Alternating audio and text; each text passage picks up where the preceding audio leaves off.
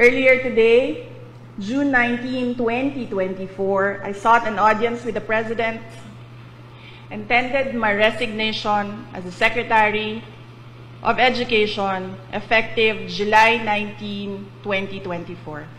I have given my 30-day notice to ensure the proper and orderly transition for the benefits of the next Secretary. Mga kababayan, ang aking pagbibitiw ay hindi lulan ng kahinaan, kundi dala ng tunay na malasakit para sa ating mga guro at kabataang Pilipino.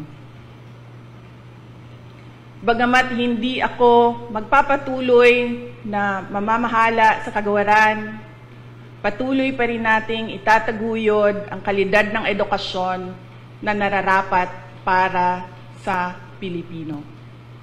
Hindi man ako ang tumatayong kalihim ng edukasyon, mananatili akong isang ina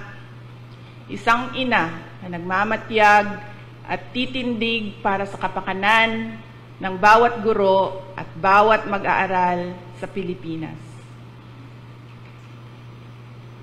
Para sa isang matatag na Pilipinas.